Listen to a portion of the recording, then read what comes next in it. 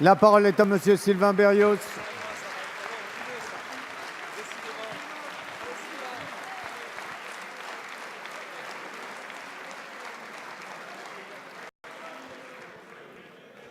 Décidément, 5 mois, ça va être long, hein.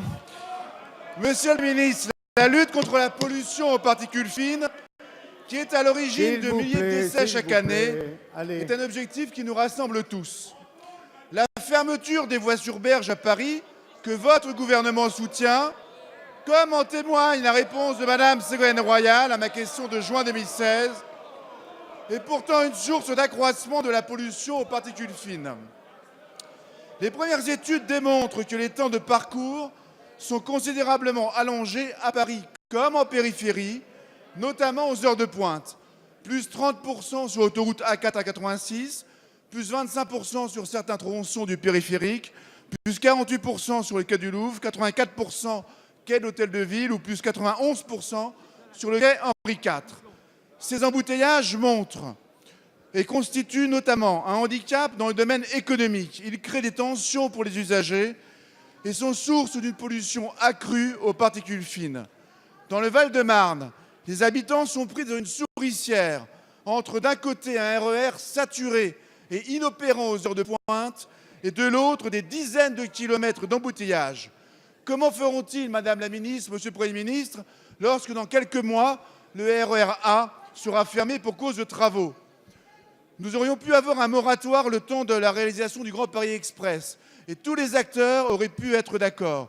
Mais ni le gouvernement, ni la maire de Paris, Madame Hidalgo, n'ont souhaité dialoguer. Le soutien d'un bastion socialiste utile pour la future primaire de la gauche vaut-elle la santé des Franciliens? Les maires concernés ont choisi de saisir la justice. Monsieur le Premier ministre, vous pouvez encore revenir sur votre décision et demander au préfet de police de surseoir sans délai à cette décision inique. La parole est à Madame Barbara Pompili, secrétaire d'État chargée de la biodiversité. Merci, Monsieur le Président, Mesdames et Messieurs les députés. Monsieur le député Sylvain Berrios, tout d'abord, veuillez excuser l'absence de Ségolène Royal qui est en ce moment en audition au Sénat et qui ne peut donc pas vous répondre.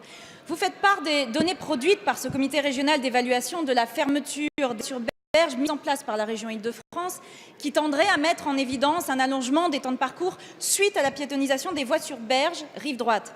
Comme vous le savez, le gouvernement est très attaché à la mise en œuvre de mesures fortes et efficaces pour lutter contre la pollution atmosphérique, particulièrement dans les grandes villes. La dégradation de la qualité de l'air est chaque année responsable de nombreux décès et d'une augmentation insupportable des maladies respiratoires. L'ensemble des pouvoirs publics, et en premier lieu la région chef de file pour la qualité de l'air, est placée devant l'impérieuse nécessité d'agir face à cet enjeu de santé publique. Et effectivement, c'est une question qui concerne non seulement Paris, mais aussi les Franciliens. Et d'ailleurs, des communes franciliennes ont mis en place, par exemple, des zones 30, par exemple, des mesures d'évitement de certains trafics. On voit qu'il faut que tout le monde prenne ceci à bras-le-corps. La piétonisation des voies sur berge, c'est un projet annoncé de longue date qui va avoir un effet structurant sur les déplacements et positif sur la pollution atmosphérique. C'est un pari engagé par la ville de Paris, compétente sur la voirie intramuros et auquel nous souscrivons pleinement. La maire de Paris a construit ce projet dans le dialogue avec les habitants, avec le Conseil de Paris et dans le respect des procédures. Alors oui, bien sûr, il faut qu'il y ait un suivi de ces mesures. Un comité technique de suivi a été mis en place dans lequel tous les acteurs sont réunis et c'est dans ce cadre que seront examinées toutes les données produites par les différents observatoires mis en place par les collectivités locales d'Île-de-France, la région, la métropole du Grand Paris et leurs organismes, le STIF ou Air-Parif. Et je rappelle que cette évaluation concerne de très nombreux acteurs et collectivités.